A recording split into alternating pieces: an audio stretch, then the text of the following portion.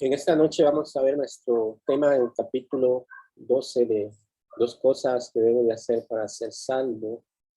Vamos a proceder a compartir pantalla. Hoy solo vamos a ver un capítulo para aprovechar el tiempo en la exposición.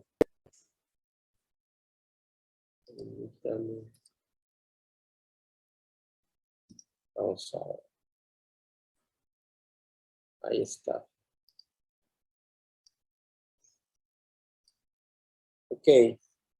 Capítulo 12 de esta sección nos habla, recordemos que estamos hablando ahora de la analogía de esta composición de la aljaba, donde trae la flecha de la fe, sobre el origen de la fe, tal como estuvimos viendo en nuestra sección de las características del árbol relacionados con el arrepentimiento. Pues ahora nuestro estudio está enfocado en el origen de la fe, y para lo cual vamos a ver la aljaba. Lo primero que se nos viene son muchas flechas guardadas en esta parte donde se pone pues la aljaba, y vamos a ver de qué trata y qué relación tiene sobre el origen de la fe. Vamos. Okay. El autor ahí inicia hablando sobre este tema de la aljaba y lo relaciona siempre con la fe salvadora, tal como el arrepentimiento. Recordemos que el arrepentimiento no es una obra humana, no hay una participación ni siquiera del 1% de obra humana en cuanto a ese arrepentimiento, pues la carne no puede producir carne.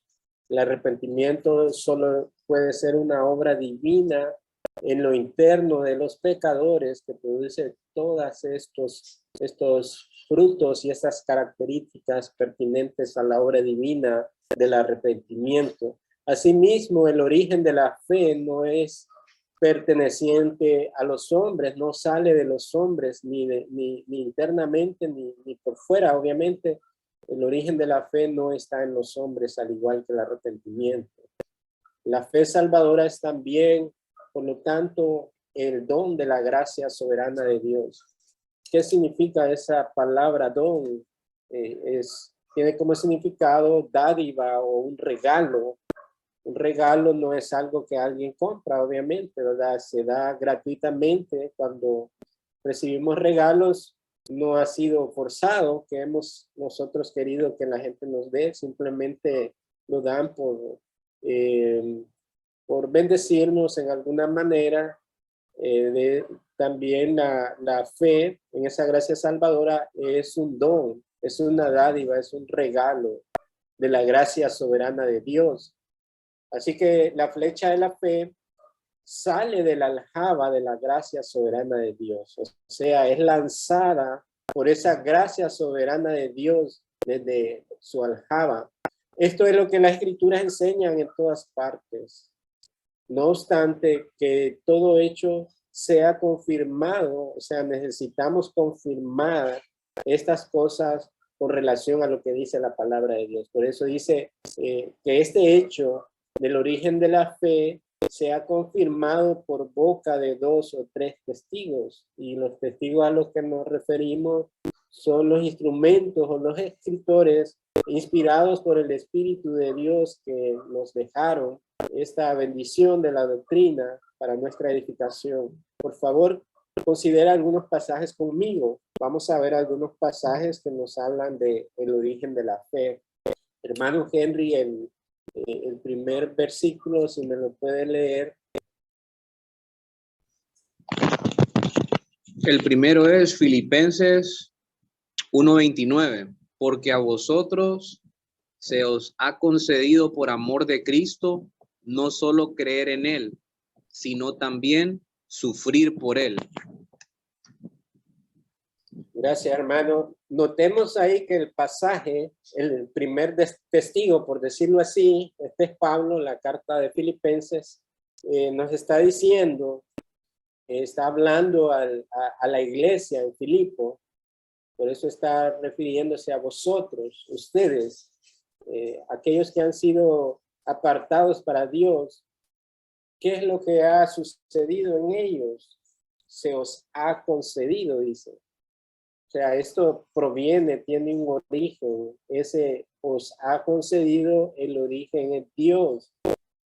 Se os ha concedido por amor de Cristo que no solo creer en Él, dice, sino también sufrir por Él, ser partícipe de los padecimientos de Cristo. Hay pasajes relacionados con el cristiano tiene que padecer por la causa de Cristo, pero esto es algo que ha sido concedido por la obra divina. Su origen es Dios mismo. Dice de que por amor a Cristo, no solo el cristiano debe de creer en Él, sino también ser partícipe de sus sufrimientos. O sea, el Padre, note ahí, el Padre por amor de Cristo nos ha concedido estas cosas. El párrafo siguiente nos dice que tal fe, esta naturaleza de la fe, es una fe que cree, pero también que participa, una fe práctica, no es una teoría, sino que es una práctica también, porque participa de los mismos sufrimientos que nuestro Señor Jesucristo. Tal fe es dada a los hombres en virtud de lo que Cristo hizo por ellos en la cruz. Esto apunta a la obra de Cristo que ha hecho por su pueblo, por los pecadores, por aquellos que Él eligió en ese acuerdo trinitario desde la eternidad pasada. Esta fe, esta naturaleza de la fe es en virtud de lo que Él ha hecho en nosotros. Por lo tanto, participamos de este hecho maravilloso.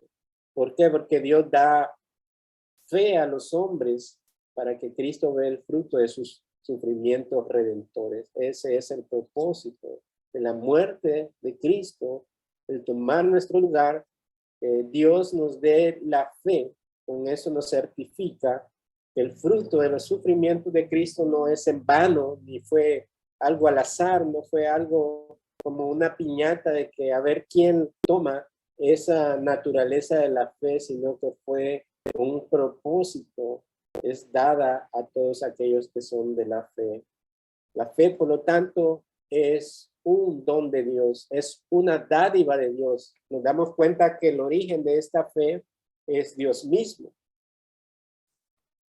Ahora, ¿qué nos dice el segundo pasaje? O llamamos al segundo testigo que nos muestra esta realidad de la fe, su naturaleza o su origen. En Juan capítulo 3, verso 3 al 5 es el segundo pasaje. Namidia, si me lee el pasaje. Sí.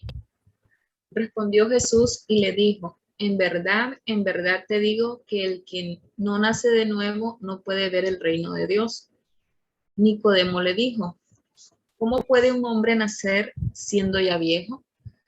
¿Acaso puede entrar por segunda vez en el vientre de su madre y nacer? Jesús respondió, en verdad te digo que el que no nace de agua y del Espíritu no puede entrar en el reino de Dios.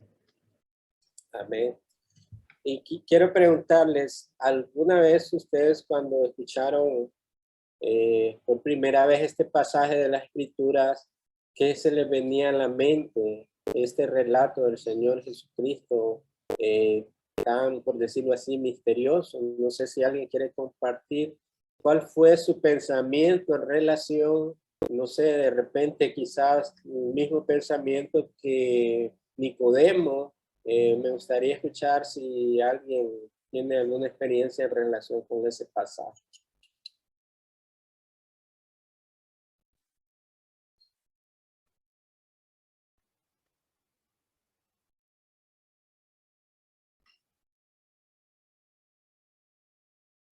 Hermano Henry, ¿quiere hablar? Creo que nos escucha. Sí, hoy, sí.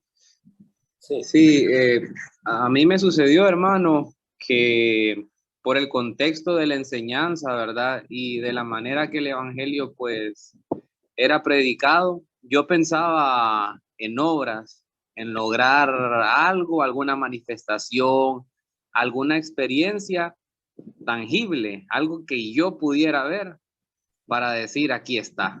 Hoy sí he nacido de nuevo, hoy sí ya puedo hacer constancia de que nací de nuevo. Y era básicamente eso, trasladarme a hacer algo, a hacer algo. Y yo decía de que tenía fe, de que yo buscaba el hacer algo con una fe, pero creo que no se escucha, Ludwig. No, no te escuchaste. Entonces, era eso principalmente, hermano, buscar, como quien dice, el objetivo del nuevo nacimiento y buscar lograrlo por algo tangible, algo que yo pudiera hacer y ver. Muy bien, gracias, hermano. Pues, si alguien tiene otra experiencia en relación al pasaje, si no, pues continuamos. Sí, yo creo que imaginemos, por ejemplo, a Nicodemo. Muchas veces somos crueles con Nicodemo porque era un maestro de la ley. Se supone que ellos enseñaban al pueblo de Israel. Sin embargo, el pueblo de Israel no cabía en su mente estos aspectos reveladores del Mesías, que él vendría anunciando un arrepentimiento y un juicio. Pues recordemos que siempre ellos se consideraban a sí mismos como el pueblo especial de Dios, y eso no les permitía ver estas cosas que Jesús enseñaría, pero vez tras vez el Señor los puso como entre la espada y la pared y les enseñó de qué significaba en realidad el reino de los cielos. Y es así que Jesús le dice a este maestro de la ley, porque unos comentaristas dicen que bueno, qué ignorancia que este hombre pueda tener ese pensamiento en relación que él, siendo viejo, pueda nuevamente ingresar al vientre de su madre. O sea, qué ignorancia es pensar eso. Pero para otros comentaristas mencionan de que en realidad lo que estaba haciendo Nicodemo al responder de esa manera es seguir con el tipo de lenguaje que el Señor está mostrando en esta alegoría o figura. Así que no era tanto la ignorancia, por decirlo de manera literal, que nosotros podemos entender, sino que él quería obtener la respuesta y preguntando de la misma manera en que Jesús está exponiendo. Porque el Señor dice que en verdad, y cuando Jesús decía en verdad era porque venía, todo es verdad, pero esto era importante, indispensable para aquellos que querían entrar en el reino de los cielos. El Señor sabía que Nicodemo y prácticamente toda la nación judía se habían separado de esta verdad, de lo que el propósito de la venida del Mesías. Y él le dice que ciertamente el que no nace de nuevo no puede ver el reino de Dios. Y esa es la respuesta famosa de Nicodemo. ¿Cómo puede un hombre nacer siendo ya viejo? ¿Acaso puede entrar por segunda vez en el vientre de su madre y nacer? Eso es lo que nos lleva a ese argumento, esa pregunta, es la imposibilidad de algo natural, algo en la carne o algo natural en el terreno de nosotros como seres mortales es imposible, es ilógico, no puede suceder. Sin embargo, el reino de Dios y Cristo y su reino está sobre la naturaleza humana, sobre los pensamientos humanos, y el reino de Dios opera en ese nivel sobrenatural que no es lógico a la mente humana. Y la respuesta del Señor dice que en verdad, nuevamente le dice en verdad, de cierto te digo, que el que no nace de agua y del Espíritu no puede entrar en el reino de Dios. Ahí introduce otros dos elementos en cuanto al nuevo nacimiento y la entrada en el reino de Dios. Así que vemos que, por lo tanto, el nuevo nacimiento, lo que nos muestra el pasaje es que es una incapacidad total o una inhabilidad en los hombres para producir un nuevo nacimiento. Obviamente el Señor no estaba hablando de un nacimiento físico, sino en un nacimiento espiritual. Pero así como el hombre no puede tener el control de su propio nacimiento físico. Cuando vienen los bebés pues no tienen ninguna acción para decidir sobre su propio nacimiento. De igual manera, el nacimiento del espíritu no puede ser producido por ningún hombre, aunque éste ya tenga gran cantidad de años o alguna madurez en el sentido de edad y todo eso, sigue siendo lo mismo. No puede haber un nuevo nacimiento del espíritu. Y es indispensable, el Señor nos dice, para entrar en el reino de los cielos. La pregunta que surge es, ¿cómo entra entonces un hombre en el reino de Dios? Como nos decía Henry, pues pensábamos de que era por obras o una acción humana que podíamos hacer, porque así se ha enseñado por mucho tiempo en las iglesias. Pero no nos damos cuenta por el pasaje, por el mismo Jesús, que no es posible que el hombre pueda nacer de nuevo si no es por un acto de la soberana gracia de Dios para con los pecadores. ¿Cómo entra un hombre en el reino de Dios? Entra en el reino a través de la fe. Jesús enseña aquí que para entrar en el reino a través de la fe, un hombre debe primero nacer de nuevo. Y aquí ha habido otra confusión por años, con las mismas maneras en que se ha predicado o enseñado en las iglesias, que primero ponen la fe para después nacer de nuevo, pero hoy nos vamos a dar cuenta que el origen de la fe tiene que ver antes con el nacer de nuevo, como el Señor está diciendo en el pasaje. Pero vamos a ver a profundidad de qué trata esto. ¿Cómo ve un hombre el reino de Dios? De nuevo, está claro en las escrituras que uno ve el reino con los ojos de la fe. ¿Quién podría ver el reino de Dios invisible si no es con los ojos de la fe?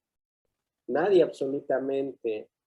Para el mundo, nos dice en Romanos, es locura la predicación del evangelio. Es algo imposible poner la fe en estas cosas invisibles. Para la gente es una locura, para los intelectuales es una locura, y argumentan entonces, preséntame a Dios de manera visible acá, porque están esperando ver cosas físicas, tangibles, pero no así es en el reino de Dios. Es un reino invisible, pero real. Así que con esto tiene que ver la fe también, que nos da la capacidad de percibir este reino y de verlo con nuestros propios ojos. Que Cristo, que Dios está reinando en aquellos que Él escogió. En este pasaje Jesús también enseña explícitamente que los ojos de la fe son otorgados por el nuevo nacimiento. Como le mencioné, no es primero la fe para creer y producir ese nuevo nacimiento. Al contrario, los hombres creen porque han nacido de nuevo. La razón es porque la Biblia nos dice de que todos los hombres están destituidos de la gloria de Dios en Romanos capítulo 3. También nos dice que la condición o el estado del hombre es que están muertos en sus delitos y pecados. ¿Y acaso un muerto en el sentido espiritual puede producir algo de vida, puede hacer un movimiento hacia el nuevo nacimiento o a la fe para vivir? Es imposible, porque el estado natural de los hombres es muerte espiritual. No es que está ahí en la cama en el sentido figurado ya moribundo, pero tiene algo, una llama en la cual puede tomar para producir estas cosas. No, ya está sin signos vitales, está muerto espiritualmente. Así que nadie puede nacer de nuevo en ese estado. Primero debe de haber una obra de Dios, una obra de gracia, una obra divina, poderosa, que produzca el nuevo nacimiento.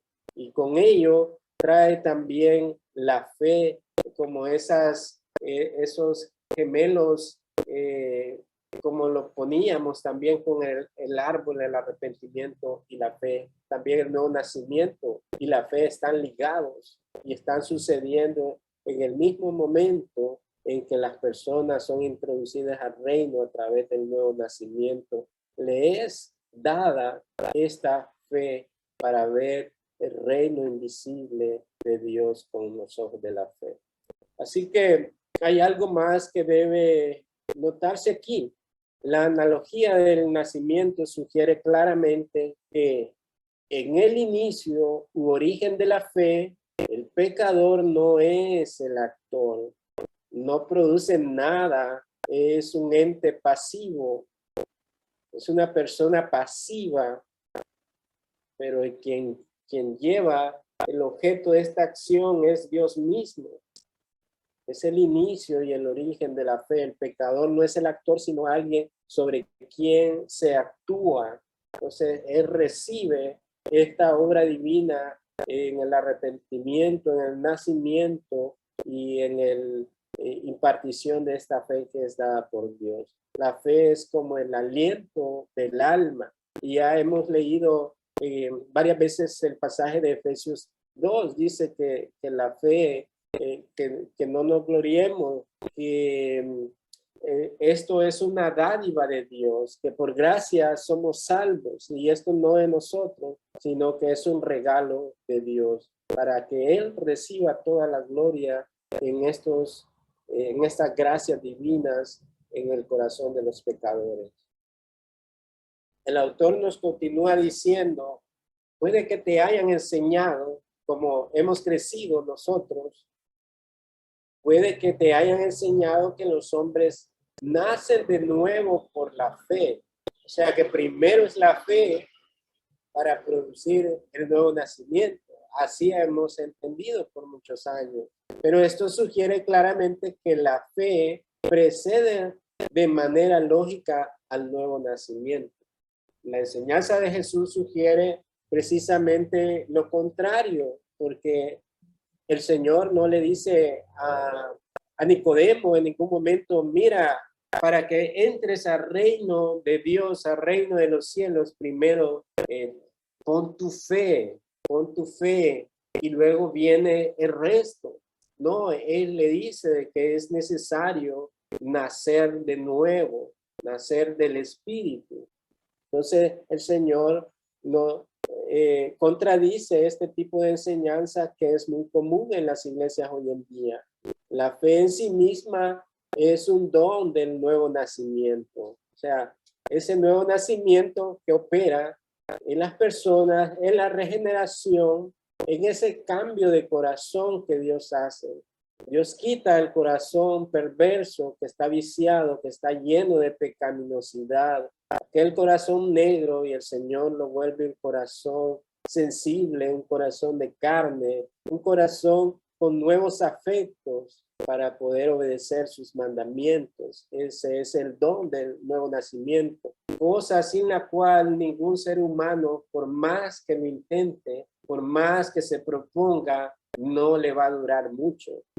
Y sabemos que, bueno, en mi caso, en lo personal, yo viví un tiempo de esa manera porque así me lo habían enseñado, una salvación basada por obras, aunque tenía un entendimiento del evangelio, pero pensaba que recaía en mí esa responsabilidad de volverme más santo, de tratar de no, de separarme de ciertas cosas, pero en esa lucha siempre me martirizaba porque decía, no logro el ancho, no logro llegar a esa santidad que Dios quiere, parecido como le pasó a Martín Lutero en su experiencia.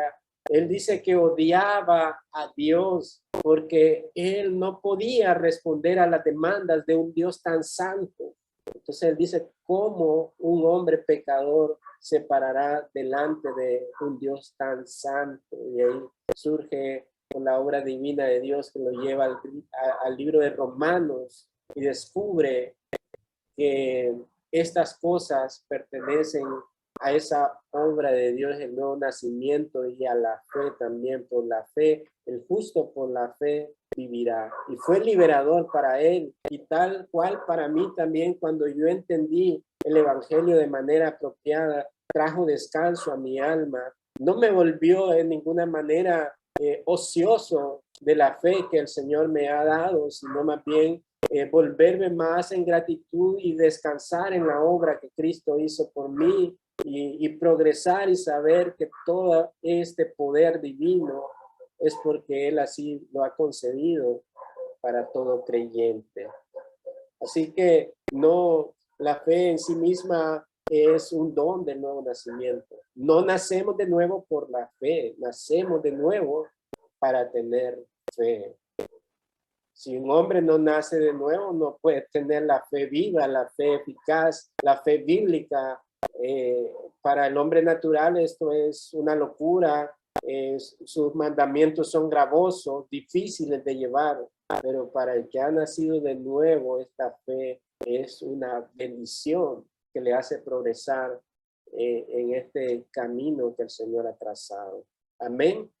No sé si tienen alguna pregunta o comentario hasta aquí que puedan contribuir a la enseñanza de esta noche.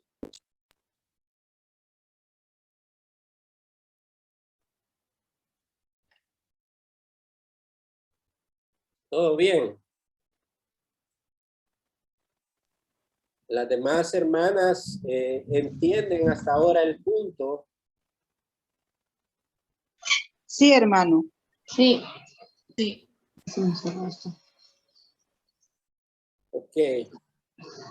Bueno, vamos a proseguir entonces. No nacemos de nuevo por la fe, nacemos de nuevo para tener fe. Eso es la clave en esta lección del origen de la fe, del aljaba de Dios. Entender que nosotros, como pecadores en aquel tiempo pasado, cuando estábamos en la misma condición que todos los hombres, conectados a esa vieja naturaleza de nuestro primer representante Adán, no podíamos producir nuevo nacimiento y no podíamos intercambiar la fe para nacer de nuevo, porque qué vida teníamos o qué fe podíamos tener en creer estas verdades.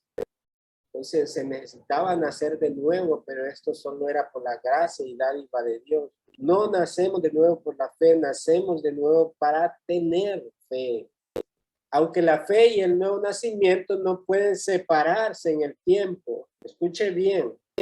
Aunque la fe y el nuevo nacimiento no pueden separarse en el tiempo. O sea, no podemos decir, bueno, nací en tal fecha, pero creo que la fe me fue dada a tal fecha. No, eso no es lo que enseña la palabra de Dios, porque son cosas consecuentes una a otra y no pueden separarse en el tiempo. La fe sigue de manera lógica en esta obra divina y causal al nuevo nacimiento. O sea, el propósito de nuestro nuevo nacimiento es para que tengamos fe en nuestro Señor Jesucristo, en la obra que Él hizo por los pecadores, y apropiarnos en esa fe y cimentarnos en esa fe para vivir, porque la fe no solo trata con ese aspecto del nuevo nacimiento, es de continuo toda nuestra vida, nuestro andar cristiano. Por eso es tan importante la fe, pero sigue de manera lógica y causal al nuevo nacimiento. En otras palabras, el nuevo nacimiento es la causa de nuestra fe como creyentes. Y el autor ahí nos ponía un ejemplo, como cuando de repente estábamos jugando béisbol en alguna calle de nuestro barrio, y bueno, el amigo nuestro tiraba la pelota y nosotros pues teníamos que batear, pero en uno de esos accidentes pegamos a la pelota y la pelota fue lanzada y quebró la ventana de nuestro vecino, y pues salimos corriendo, ¿verdad? Para que no se dieran cuenta. Pero esa es la idea o el ejemplo entre el nuevo nacimiento y la fe, que no están separadas por tiempo, porque ese golpe que da el bate a la pelota de béisbol produce el lanzamiento y quiebra el vidrio de la ventana. Pero si no hay una acción antes, por lo tanto, esa pelota no puede ser lanzada y quebrar esa ventana. O sea, cada acción lleva pues a este proceso. En el caso del nuevo nacimiento golpea, pero esa pelota es un elemento también, por lo tanto, no existe esa separación de tiempo entre esas acciones y van acompañadas a sí mismo casi de inmediato. Pues es la causa, el nuevo nacimiento es la causa de la fe. Ahora, Lurbin, si me lee el párrafo siguiente, toda la pantalla, todo.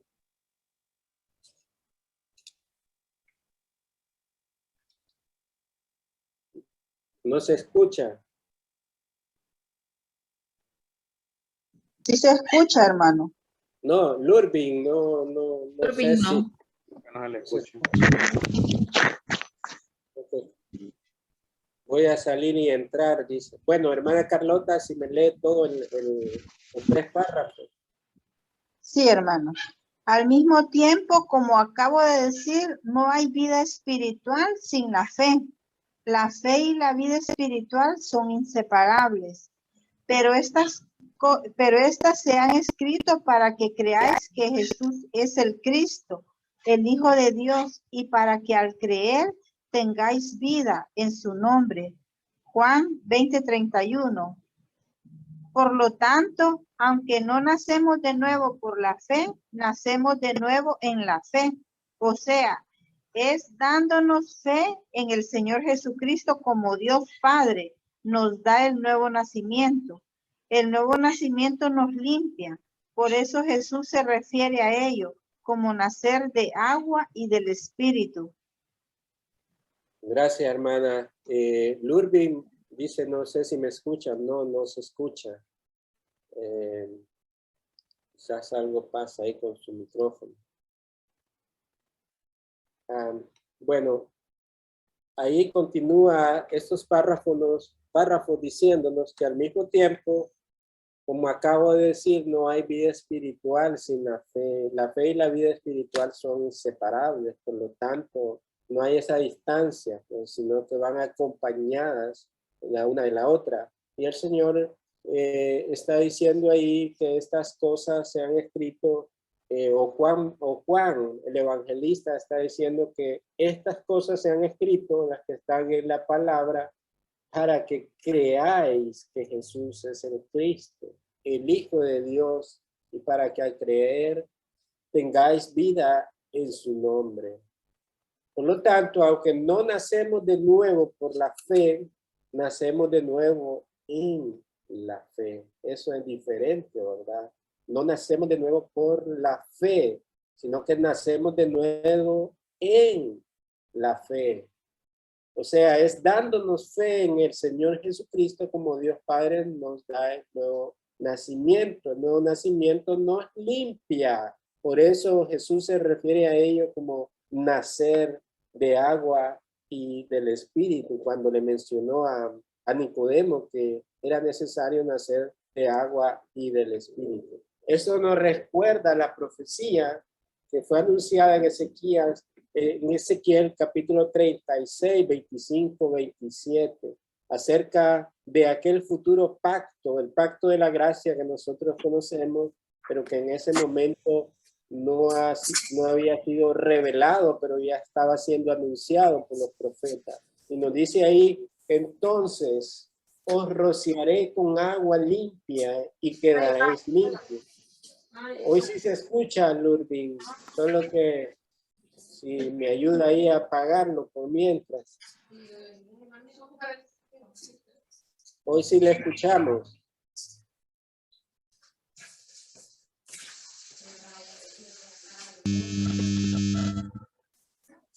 Sí. Sí, creo que hoy sí se escucha. Sí.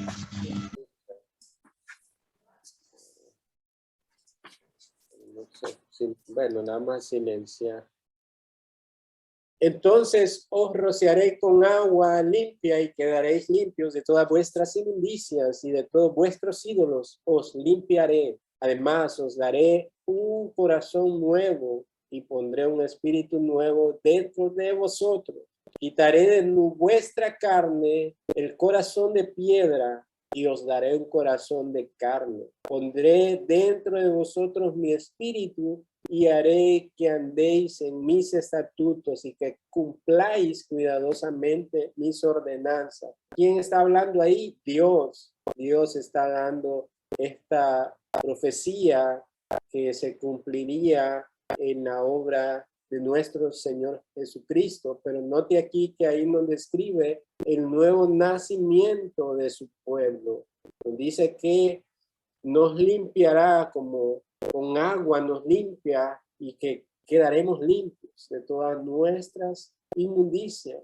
Y no solo de eso, sino de los ídolos que hay en el corazón de los hombres. Note ahí que es como por esa razón es una nueva vida, una nueva persona. Prácticamente Dios cambia todo. Dice que da un corazón nuevo en ese nuevo nacimiento. Y no solo eso, pondré un espíritu nuevo dentro de vosotros. Dice que quitará el corazón de piedra y que nos dará otro corazón, corazón de carne. Aparte también dice que pondré de vosotros mi espíritu y haré que andéis en mis estatutos. O sea, toda esta obra del nuevo nacimiento, que Él cambia todo, absolutamente todo en nuestro interior, en nuestros pensamientos, quita la maldad de nuestro corazón, quita todo aquello, los ídolos, y nos da un corazón nuevo, pone su espíritu dentro de nosotros con el propósito de que nos dé ese poder para que andemos en sus estatutos y cumplamos cuidadosamente sus ordenanzas. Eso es el significado del nuevo nacimiento. Luego ahí nos dice ahí el siguiente pasaje, por lo tanto podemos decir que es dándonos la fe en Cristo, en esa fe que viene después del nuevo nacimiento, esa fe en Cristo, como Dios limpia nuestros corazones en el nuevo nacimiento.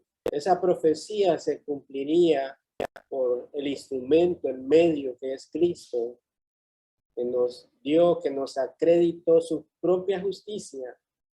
Y de eso se trata precisamente la fe en Cristo, en su obra justificadora en favor de su pueblo. Al ser aplicada por la fe en Cristo, hay limpieza en nuestros corazones en el nuevo nacimiento.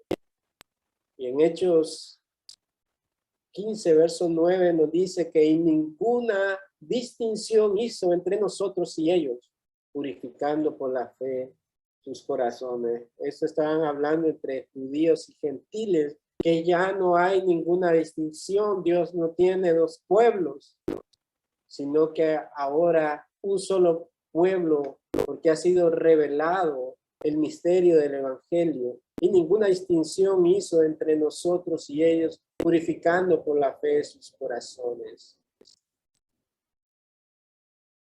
Helen, si me ayuda a leer todos los 3 párrafos.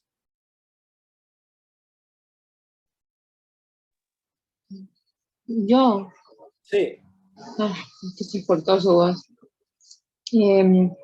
Al mismo tiempo, como acabo de decir, no hay vida espiritual sin la fe. La fe y la vida espiritual son inseparables, pero estas se han escrito para que creáis que Jesús es el Cristo, el Hijo de Dios, y para que al creer tengáis vida en su nombre. Juan 20:31. Por lo tanto, aunque no nacemos de nuevo por la fe, nacemos de nuevo en la fe, o sea, es dándonos fe en el Señor Jesucristo como Dios Padre nos da el nuevo nacimiento. El nuevo nacimiento nos limpia Por eso Jesús se refiere a ello como nacer de agua y del Espíritu. Bueno, hermano, volvimos a repetir una diapositiva atrás que a veces al duplicar y cambiar se quedan, pero bueno, un recordatorio de lo que habíamos leído. Ahí continúa diciéndonos que la misma fe con la que vemos el reino y entramos en él es un don dado por el nuevo nacimiento. Antes, en nuestro estado natural, no podíamos ver ese reino de Dios. ¿Quién le interesaría ver, apreciar ese reino? Nadie absolutamente en su estado natural puede entender o ver ese reino. Entonces, la misma fe con la que vemos el reino y entramos en él ahora que hemos nacido de nuevo es un don dado por el nuevo nacimiento. La fe salvadora se extrae de la aljaba de la gracia soberana de Dios. La fe salvadora se extrae de la aljaba de la gracia soberana de Dios. Y ahí nos continúa diciendo el autor que un verdadero deseo de creer es un indicio de que Dios nos está dando la fe. Porque a veces surge la pregunta, y entonces, ¿cómo es que debo de hacer? Porque el libro dice 2 cosas que debo de hacer para ser salvo. Recordemos que en el libro nos describía las cosas que corresponden a Dios en esa divina gracia en cuanto a la salvación que le pertenece a Él y que no es una acción humana, pero también el ser humano tiene una parte activa en esta responsabilidad. La obra Dios la ha hecho en medio Cristo, su sangre derramada por aquellos que habían de creer, por aquellos que Él eligió, pero hay una parte activa en el pecador cuando le es anunciado el evangelio. Entonces, ese deseo de creer es un indicio de que Dios nos está dando la fe, porque no es algo natural. Y la pregunta es, ¿cómo voy a saber si yo soy salvo? Bueno, si Dios está obrando y tienes deseo de creer y participar de toda esta bendición que Dios ha dado por gracia, ese es un indicio de que Dios nos está dando la fe. Porque los demás hombres no quieren nada con Dios. No desean las cosas espirituales porque son carnales, son mundanos. Por lo tanto, aquellos que en realidad desean es un indicio que la obra de Dios está operando, dando la fe. Porque no se trata de la inteligencia o la sagacidad de los hombres para que unos crean o otros no. Porque un grupo puede escuchar el mismo evangelio, puede ser anunciado a un grupo, pero no podemos explicar cómo unos creen y otros no, rechazan. Porque es una gracia de Dios por pura misericordia. Lo único que impide entonces a los hombres creer es su falta de voluntad para hacerlo, porque todo el que quiera venir, que venga, la puerta está abierta, el evangelio es anunciado a todos los hombres, pero en medio de esa multitud sabemos que muchos vendrán en esa gracia de Dios operando en sus corazones y produciendo el nuevo nacimiento, vendrán al reino, pero ciertamente muchos rechazarán, continuarán rechazando para perdición el único medio por el cual ellos pueden ser salvos. Así que el hecho de que Dios dé fe a los hombres significa que Dios les da disposición para recibir a Cristo. Si está dispuesto, no hay razón para preocuparse, porque como les dije, el perverso, el malvado, el enemigo de Dios no quiere saber nada de Dios y Cristo. Y se continúan separando, apartando y van por caminos impíos y de destrucción.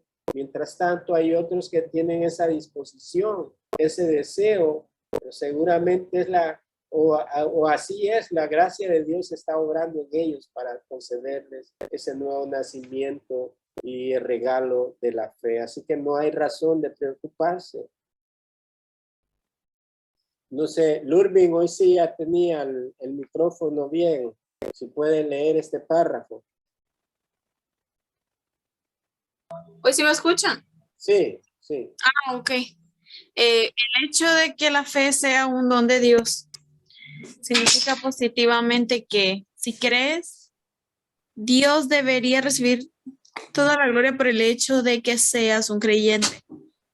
Significa que el creyente es el objeto del amor y la gracia especial de Dios. Si crees, significa que eres el objeto del... Perdón. Está repetido. Deberías regocijarte en el Dios de tal amor y adorar delante de él. Sí. O sea que ahí es que significa que el creyente es el objeto del amor y la gracia especial de Dios.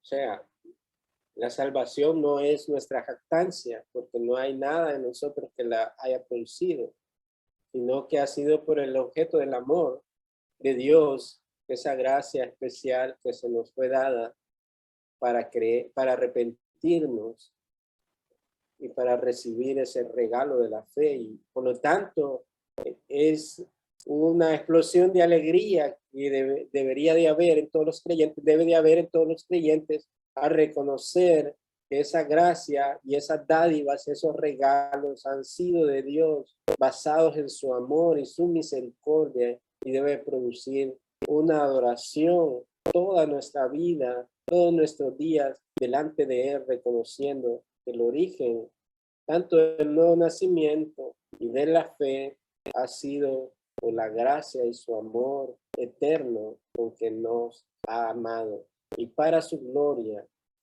por todos los siglos. Amén. Hasta aquí llegamos al capítulo del día de hoy, capítulo 12. Si tiene algún comentario breve o pregunta para luego pasar a nuestro tiempo de exposición de esta noche.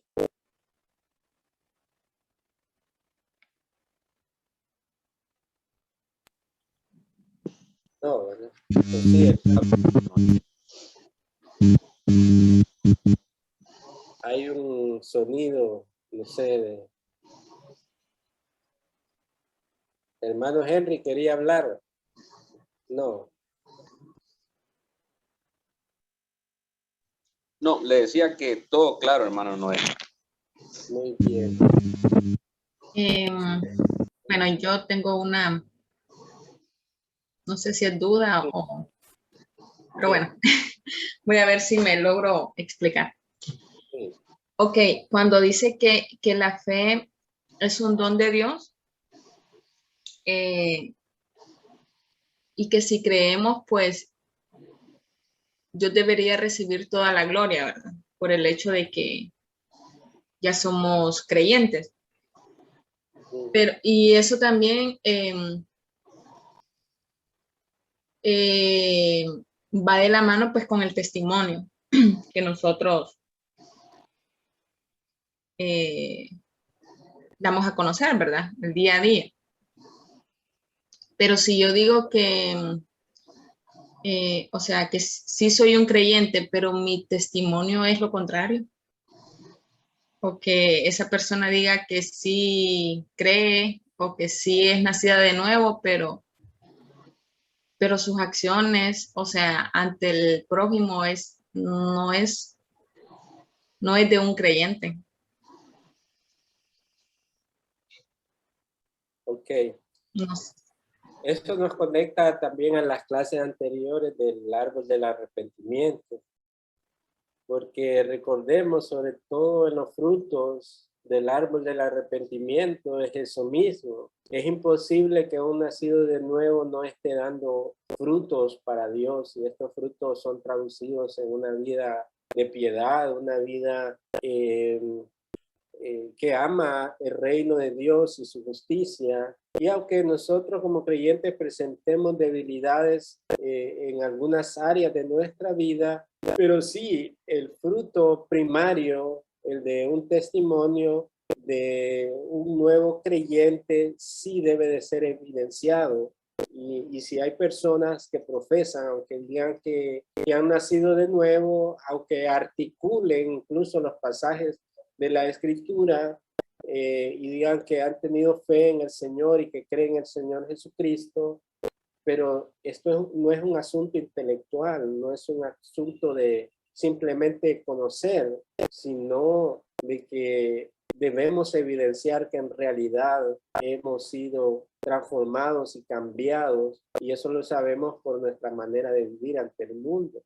Decíamos, alguien puede pretender ser cristiano y mantener por un tiempo su disfraz o mostrar una cara en la iglesia, pero en su casa ser un demonio con su esposa, con sus hijos, con su familia. Eso al final se va a caer porque el falso cristianismo termina quitando su verdadera máscara, o quitando su máscara porque es un esfuerzo humano por tapar o por hacer cosas, pero al fin y al cabo el Señor siempre saca a luz lo que realmente somos. Entonces, el verdadero fruto de arrepentimiento se evidencia en una vida que progresa en santidad, en amor hacia nuestros hermanos, en perdonar a nuestros prójimos y todas estas frutos que como cristianos se nos esperan.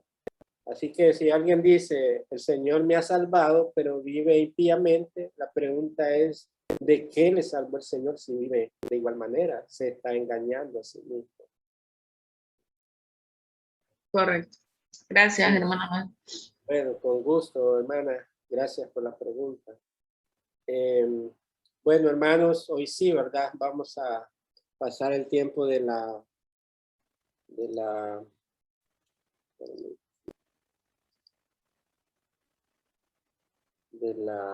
exposición. Vamos a comenzar por Namibia, en la punto del suelo, ¿verdad? El arrepentimiento. Así que brevemente, tal vez no les pido que ahonden tanto, pero si me resumen qué aprendió, qué entendió sobre el suelo del arrepentimiento, estamos para escucharlo. Ok, bueno, yo entendí que el suelo del arrepentimiento es la gracia soberana de Dios. Y bueno, incluso yo le hacía,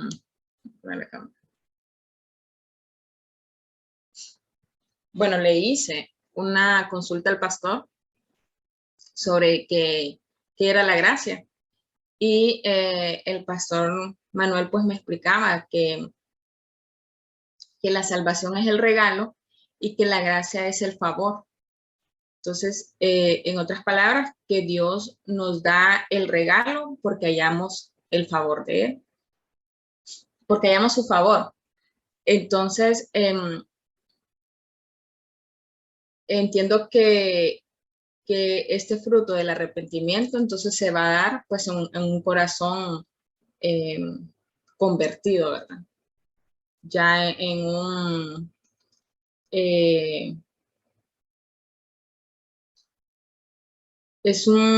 o sea, es el verdadero arrepentimiento, va a crecer en ese corazón transformado, que es por medio de la gracia soberana de Dios. Eso es lo que yo entendí.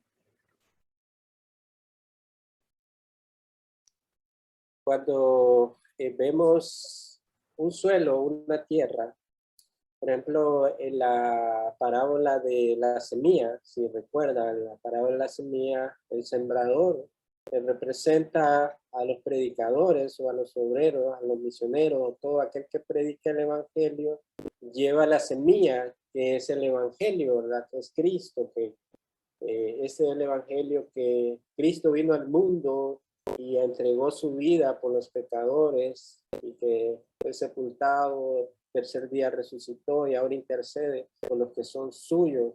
Ahora, teniendo ese panorama, si la semilla es el evangelio y la semilla es tirada al suelo, ¿verdad? A la tierra.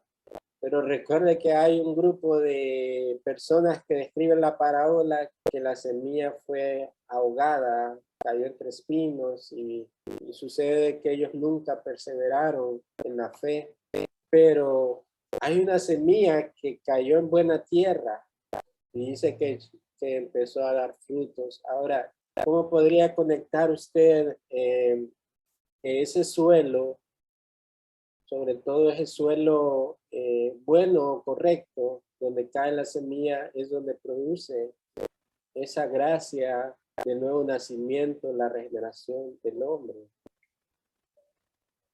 ¿Qué se me hizo? Se salió, ¿verdad?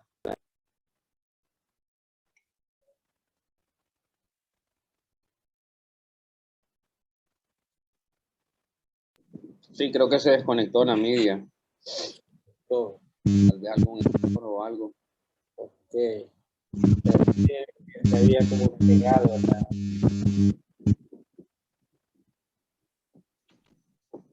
Bueno, por mientras se conecta, quería que avanzar un poquito más. Hermana Carlota, si me ayuda con la parte de que entendió sobre el tronco y las ramas del arrepentimiento. Sí, hermano. Lo que es el tronco y las ramas, lo que yo entendí fue de que uno tiene que tener un dolor, o sea, tiene que mostrarse, tiene que tener una expresión externa hacia el pecado, un arrepentimiento sincero.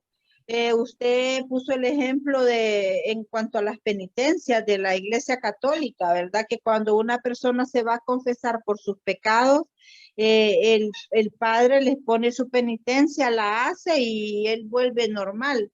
Y no, en esta parte tenemos que tener una acción de realmente de dolor hacia el pecado, una expresión externa en cuanto al pecado de una manera con dolor, ¿verdad? Y de rechazo. Y que nuestro arrepentimiento tiene que ser de que nos arrepentimos y no lo volvemos a hacer, tener un cambio de mente, un cambio de espíritu, un cambio de vida radical, un cambio de corazón. En nuestro corazón tiene que existir ese cambio, ¿verdad? Realmente me siento dolida y no lo voy a volver a hacer. Tiene que ser un cambio radical en nuestra vida, ¿verdad? Y entonces, ¿el arrepentimiento es interno o externo? El arrepentimiento es de adentro, del corazón. Así es, sí. ¿Verdad?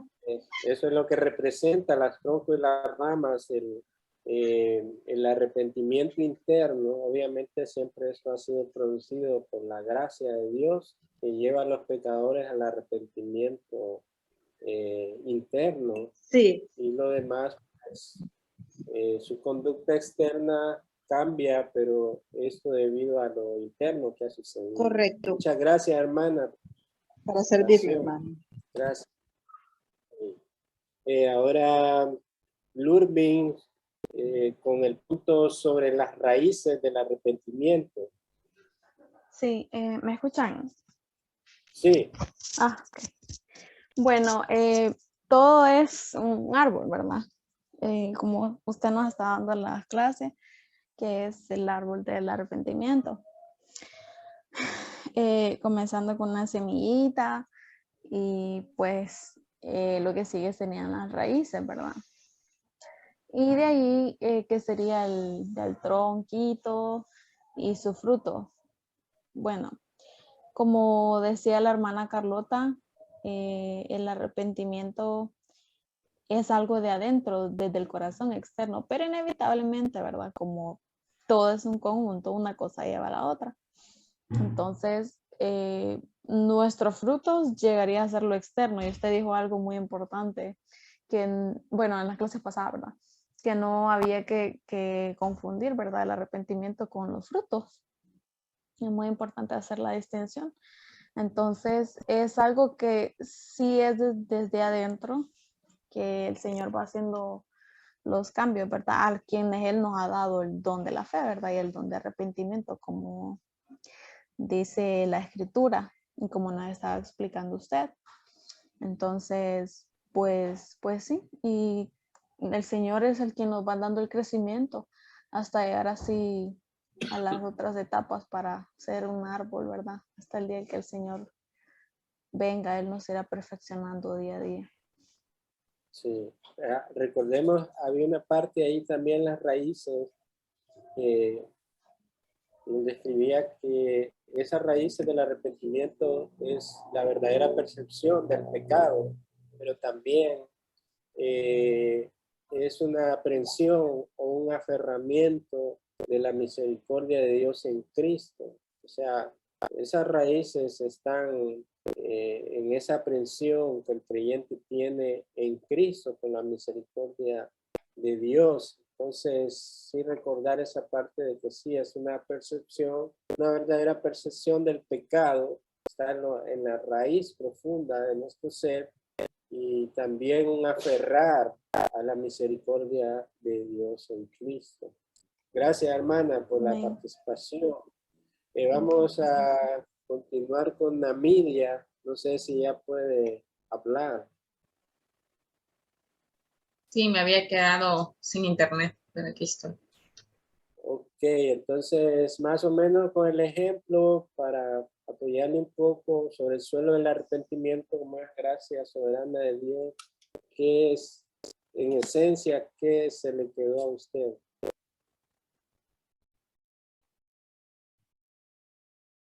Que usted pudo, digamos, pudo elegir a Dios, usted.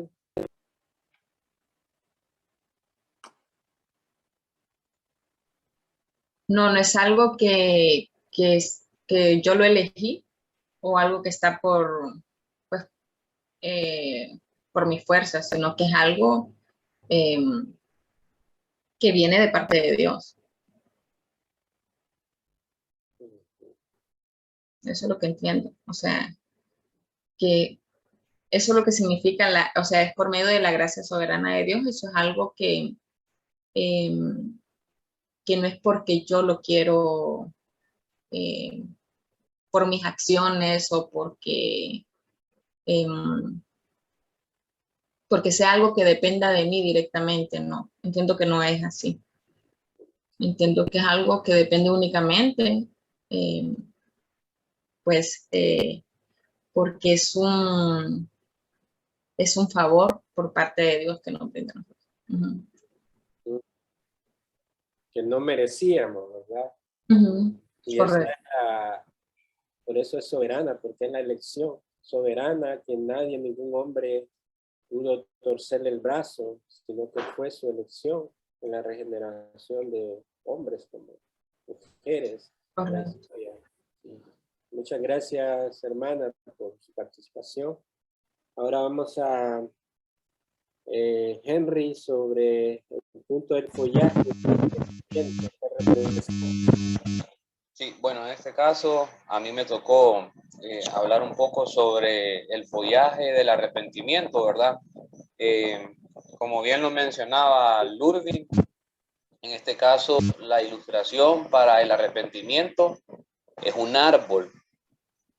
Y creo que sí, en este caso el autor del libro fue muy acertada su ilustración, porque por ejemplo cuando nosotros vemos un árbol y escuchamos hablar de follaje, bueno, tenemos que saber de que el follaje son las hojas, el conjunto de las hojas de un árbol o de un palo, como decimos nosotros con nuestra vulgata.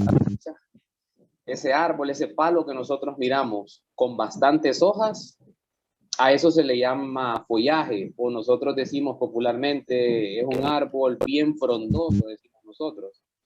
Y cuando nosotros miramos a un árbol que está nutrido con sus ramas llenas de hojas, entonces nosotros, en el instante, nosotros pensamos y decimos que ese árbol tiene vida, tiene buena vida. Entonces, así relacionando la ilustración con el arrepentimiento y teniendo en cuenta qué es el follaje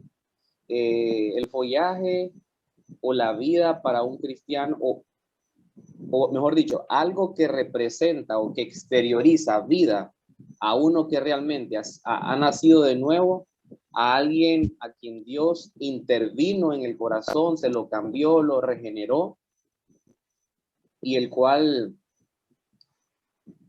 accedió a arrepentirse genuinamente, pero por esa obra divina en el corazón, es alguien que se bautiza, es alguien que, por ejemplo, obedece a los mandatos, a las santas ordenanzas de Dios. Entonces, el follaje, en ese capítulo 9, ese era el capítulo 9, recuerdo, era precisamente eso, el bautismo. Y yo sé de que muchas veces hay bastantes como conceptos, bastantes palabras para poder definir algo especial, como por ejemplo el bautismo. El bautismo es un sacramento. ¿Y qué es un sacramento? El sacramento es una santa ordenanza. Si nosotros vemos en el Evangelio de Mateo, por ejemplo, en palabras de nuestro Señor Jesús, y hacer discípulos por todas las naciones, bautizándolos en el nombre del Padre, del Hijo y del Espíritu Santo. Entonces, ese era el alcance del bautismo en sí, era exteriorizar algo que ya había sucedido en el corazón del hombre. También el bautismo es como una señal, es como por decir así, un simbolismo. Se practica en medio de nosotros los creyentes, y ese simbolismo, por así decirlo, es un testimonio de lo que Dios ha hecho en el corazón de esa persona que ha nacido de nuevo, para que también la comunidad, es decir, la iglesia, que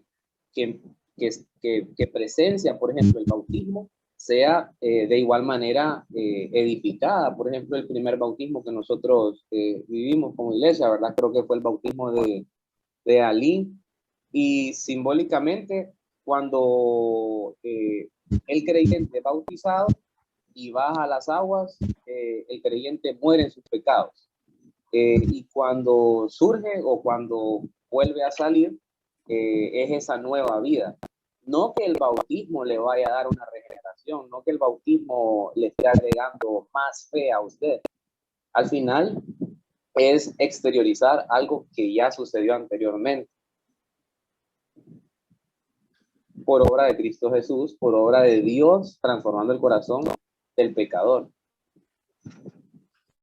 Amén. Muchas gracias, hermanos. Sí, muy importante lo del bautismo, porque dentro de las iglesias puede haber personas creyentes que no le den importancia al bautismo, no lo miran relevante, pero no es tener una comprensión apropiada del evangelio y de estos dos sacramentos instituidos para la iglesia, como lo es el bautismo y la cena del Señor.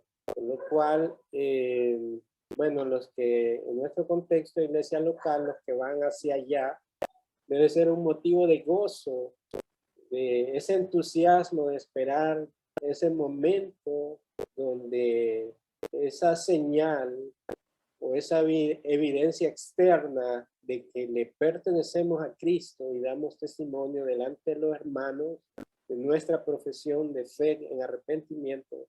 Entonces es algo importante para el que va a tomar ese paso de ir a las aguas bautismales, con lo cual debe hacerse de manera gozosa, porque finalmente vamos o se va a participar de ese sacramento que el Señor instituyó. Así que el caso de Helen, que va en ese proceso, va a ser un gozo para los hermanos ese día, y nos gozaremos en el Señor por su vida cuando sea el momento, y asimismo que para usted sea un gozo también de participar de las ordenanzas del Señor. Gracias, hermano Henry. Y pues precisamente nuestra hermana Helen finaliza sobre los frutos del arrepentimiento. Sí, yo más que todo, así como dijo la hermana Carlota, el arrepentimiento simboliza el remordimiento, tristeza o cambio de corazón. pero también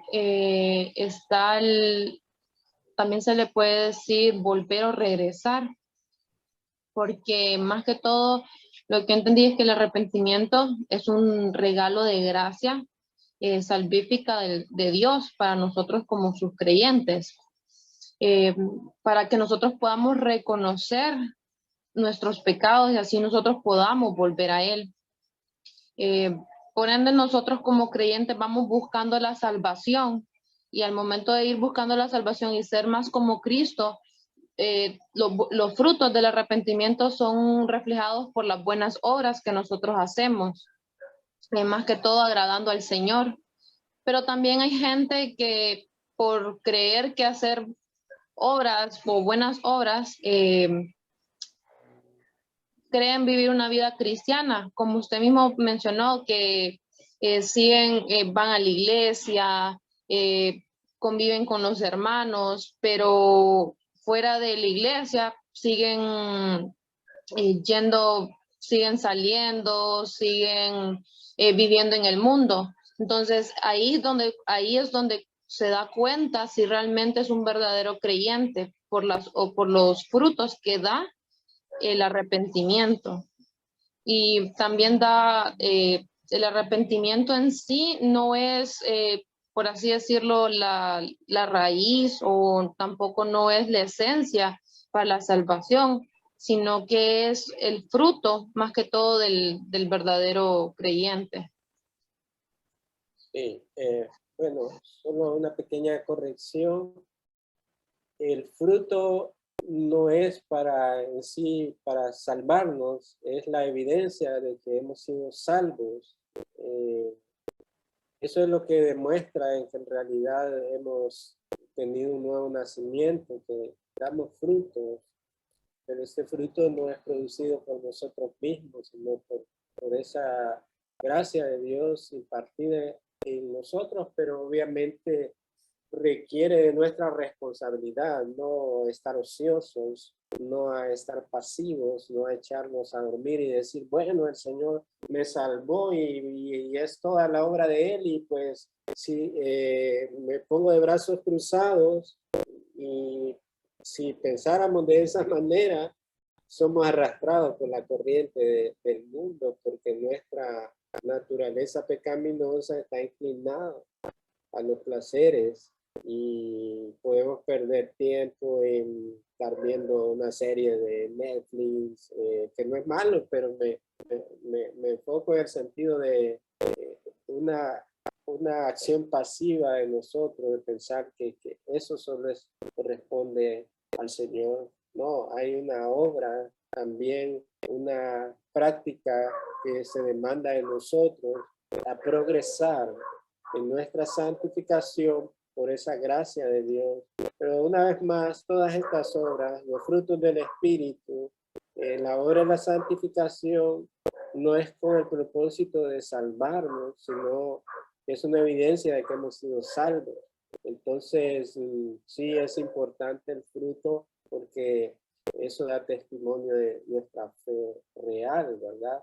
Imagínense que alguien dentro de las iglesias diga que, bueno, quiero ser pastor, pero no vive el estándar bíblico que se requiere en Timoteo, en Tito, que es marido de una sola mujer y anda enamorando a otras mujeres, o que no se ha dado al vino y lo vieron allá tomándose cervezas y borracho, o que no sea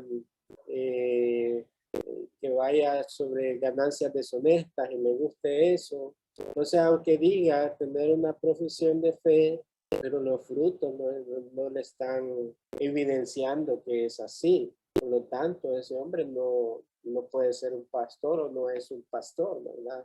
No está viviendo según la norma bíblica. Entonces, de eso se tratan los frutos. Nosotros, nuestra vida, nuestra casa, en la iglesia, el lugar donde nos reunimos, en el trabajo, donde quiera que vayamos, somos una misma cosa, una mente, una fe, un accionar, que no estamos cambiando de ambiente, ambientes. No somos camaleones que cambiamos según la ocasión, o según los amigos, según el ambiente. No, el fruto de un verdadero cristiano es un solo corte, ¿verdad? No hay doblez, no hay división. Entonces, tristemente hay personas que se transforman según los ambientes. O sea, son jalados por los ambientes de manera fácil. Se comporta como cristiano cuando está con cristiano, pero con gente mundana, impía, también tiene la capacidad de transformarse. Eso no es posible. El verdadero fruto del arrepentimiento es esa esencia de que nosotros hemos sido salvos, por lo tanto, nuestra vida ha cambiado. Amén. Gracias, Helen, por su aportación. Y hermanos, por cada uno de la exposición, estuvo muy bueno.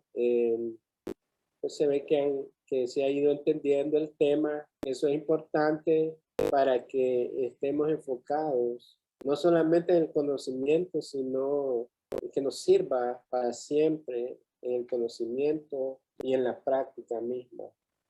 Al final de la segunda parte de los componentes de la fe, vamos a hacer lo mismo, una pequeña exposición de los puntos. Son como 5 también, para ver cómo vamos progresando, si necesitamos reenfocarnos, direccionarnos al propósito o a lo que el autor nos quiere comunicar. Así que muchas gracias por sus aportaciones y que, bueno, el Señor pueda seguirles bendiciendo en esta noche y profundizando en su palabra, en todo lo que aprendamos de Él para vivir en vidas piadosas para Él. Amén.